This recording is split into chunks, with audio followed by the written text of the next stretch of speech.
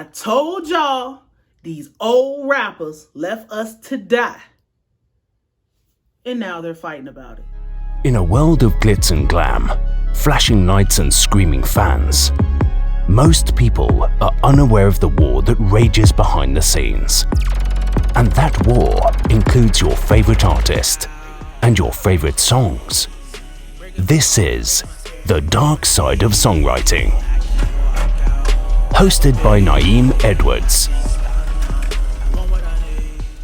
Welcome to The Dark Side of Songwriting. My name is Nayim Edwards and I am your host. First, before we get started, thank you to everybody that is supporting the channel, supporting the work. I greatly appreciate you. For everybody else, whatever, I invite people to disagree with me. I don't care about that.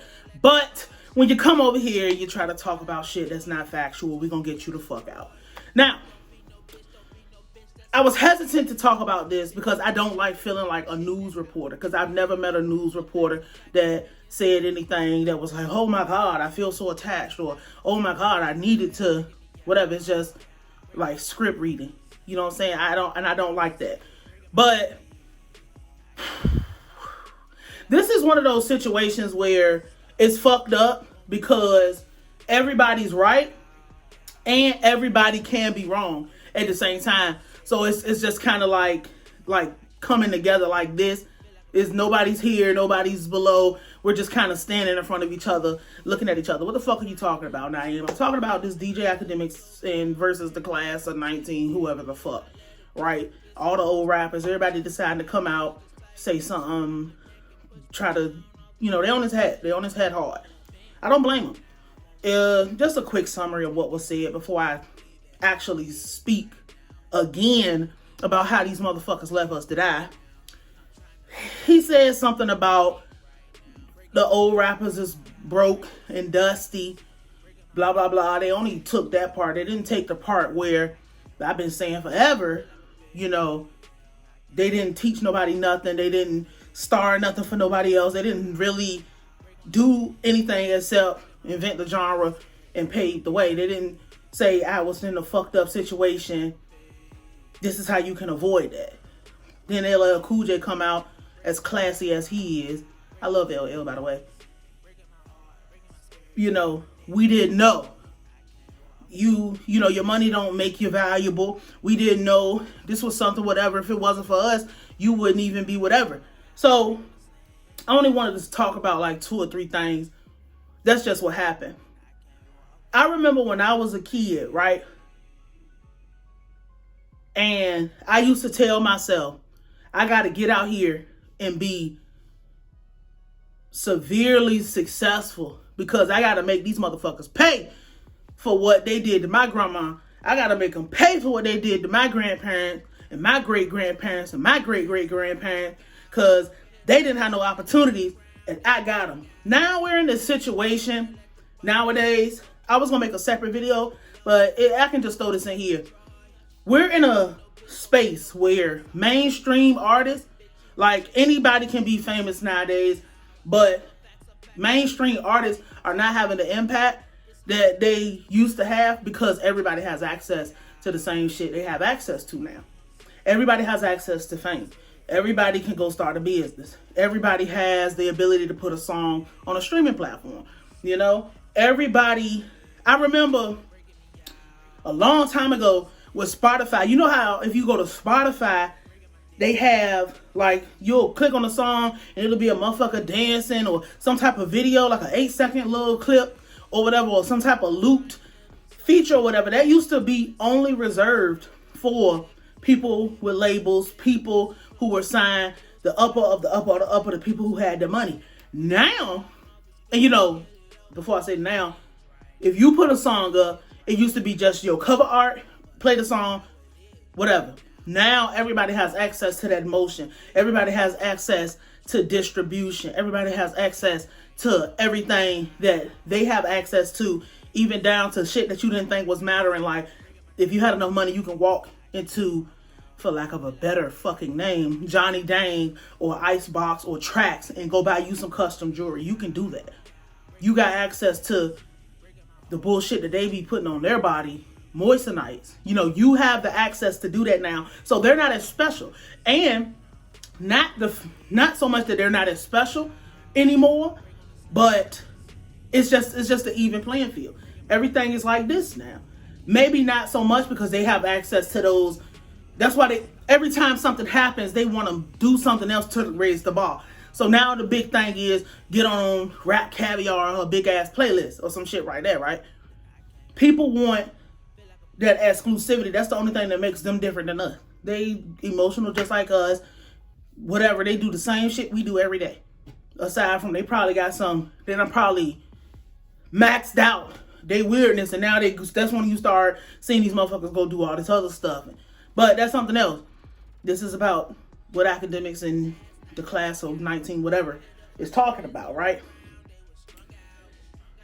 It's kind of like we are the first generation to have we're like the first generation to really be able to have the access to the knowledge. That's the second thing I wanted to speak about. Like, we are the first generation that actually has some real hardcore business sense as a group. Everybody has anomalies. Everybody has had bits and people. Like, we've had the Michael Jacksons and the Sam Cooks and the Aretha Franklin and, you know, Motown and all that, even though I really wouldn't throw Motown in there. But we've had those, but we didn't have so many of them. Now the thing is, I want to be independent. I want to just to do distribution. I want to do this. I'm not signing no motherfucking deal. You know, the only way you used to be able to come in is they make all the money. You do this. Now, everybody is sharing information. Everybody has access to see. People is not going for getting fucked over. It's just like when our grandparents was coming up. Niggas is not... I don't hate my grandma because all she had access to was being a housekeeper or being a babysitter or being a nanny or whatever the fuck you call it, or being a private cook for the family of a slave master. Or shit, my grandma, it could have been a slave master. You know, like, I'm not mad at my parents for what they didn't know, because they can't teach you what they don't know. I'm not giving neither one of these sides the benefit of the doubt, because to call motherfuckers who didn't have access to shit, who created something brand new to pull themselves out of poverty and change the fucking world. Yeah, like, I'm not faulting nobody for using what they had. The problem is niggas didn't learn shit, or they learned shit but didn't pull. We are the children of these people. Niggas was more concerned. Like I said, this was so long ago. I don't even know the fucking date of when I said this shit. But it's on this channel somewhere. I think the title is Old Rappers Left Us to Die. Like, shit, this might be Old Rappers Left Us to Die Part 2. You know, I'm not mad at you for that. But y'all was more concerned about getting high. You was more concerned about fucking white bitches. You was more concerned with being the flashiest, flyest nigga. Niggas wasn't giving no fuck about owning no music, starting no labels. Very few. Very, very few. Not as many today. Every nigga that come in the game getting a label deal now. Point blank, period. Niggas is not coming in the game like, yeah, just, I just want somebody to do all the work for me. No, niggas would rather take less money and get more in the back, or do a song deal if they don't get shot and murdered, and ride off into the sunset. Because it's better to own your shit than to be out here looking fucking crazy. So it's just like I said with the grandparents. I'm not mad at my grandma or my parents for what they had access to. I remember when I was in middle school, my mom was like, shit, all I had to take was algebra. I don't know no fucking trigonometry and no calculus, and what the hell is math analysis? Like, she was like, if you ever need any help, I can get you a tutor if you need one, but I don't know shit about it. So I'm like, I'm not mad at them for that. It's just, we're your kids and you didn't even try. They didn't even try to do right by us.